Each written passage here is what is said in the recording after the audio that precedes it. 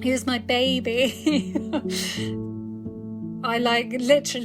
would, whenever I was working on my laptop or whatever, when he was little enough, I'd have him on my knee whilst I was doing it. He used to chill with me. And we'd just cuddle whilst I worked, and he'd follow me around everywhere.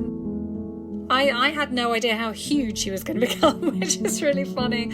And I'd never had a relationship with a goat before.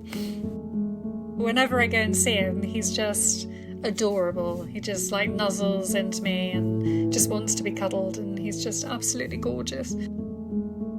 It was a really emotional experience. I think when you take on babies like that, there's always an element of sadness because they should be with their mums and they're not, and they couldn't be. So even though they were desperately cute and adorable and being very affectionate with us, you're fostering, and really they should be with their mothers.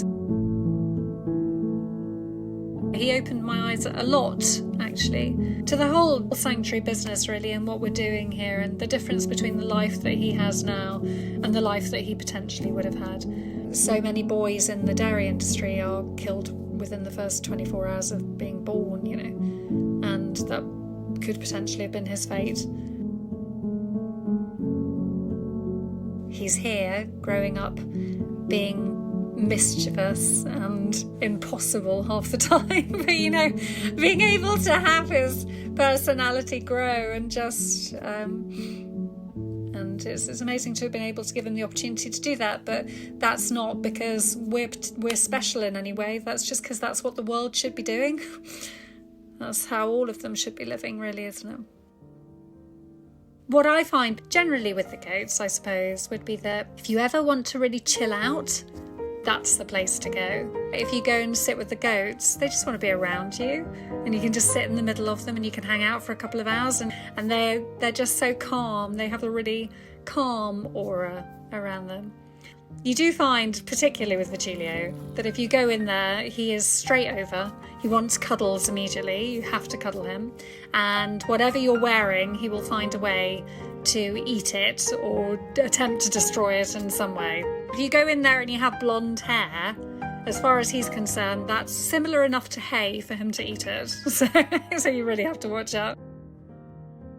It's heartbreaking that we can't save them all here, and I think that's something that we find very, very hard, is that we don't have enough space to take on every single animal that anybody comes to us with or that we see online who needs rescuing.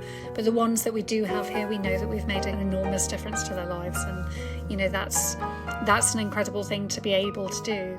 But also to create a haven for people too, for the vegan people, for the vegan community.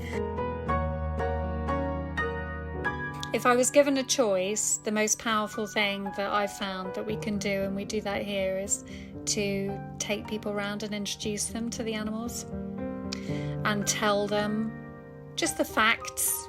Probably above all for us, this is just a place of love and warmth and compassion and care for animals and for human beings. And I think I would love more people to come and experience what we do here.